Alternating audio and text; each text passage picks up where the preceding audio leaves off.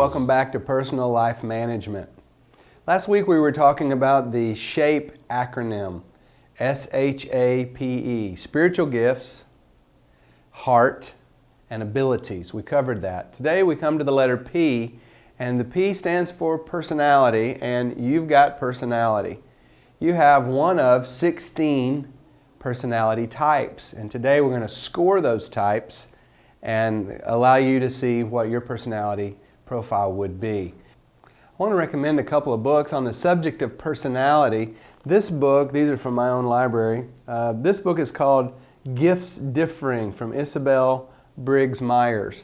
I like the Myers-Briggs personality inventory because it's positive.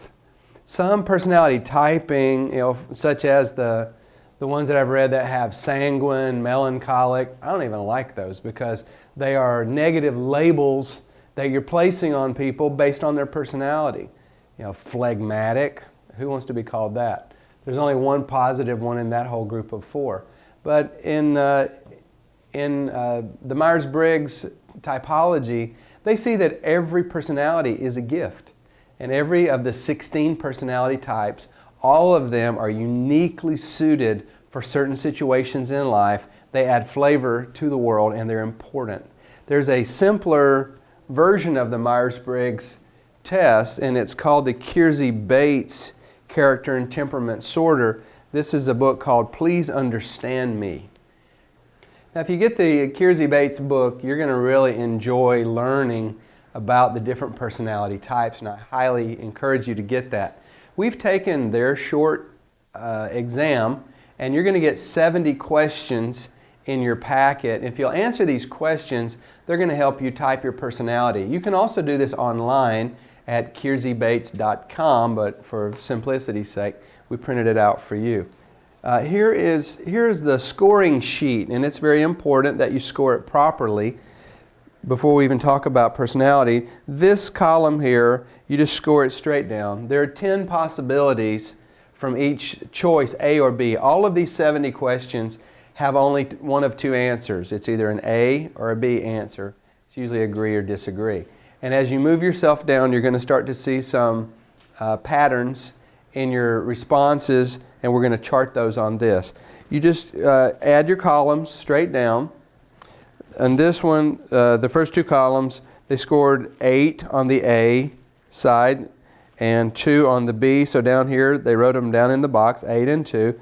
Circled the E because that has the highest score. And this person's personality, our personality discussion today is going to center on 4 sets of 2 choices. And so you need to score it properly so that you get the right understanding of who you are. So this person's personality is E, S, F, and J. Okay, so if you'll just be very, very careful to follow the instructions in your packet, you shouldn't have any trouble with this inventory. Personality is one of the most fascinating subjects, and there's just volumes of books have been written about it. I love to teach it. I love to think about all the different ways that God has made people. And hopefully today you'll understand yourself better, and we can remove some sources of misunderstanding as well. Let's start off. The first of the 2 choices in the personality sorter was a difference between extroversion and introversion.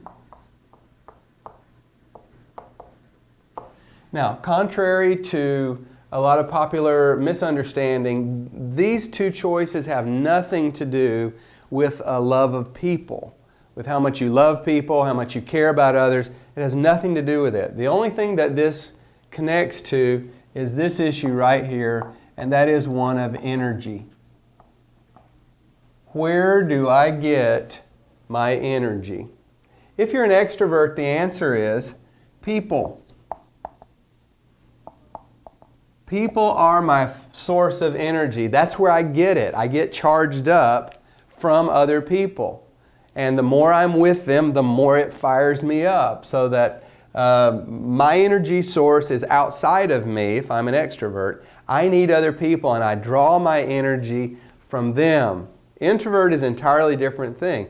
They are self what do I want to say? They produce their own energy from somewhere deep inside their soul. So their energy comes from, is internal.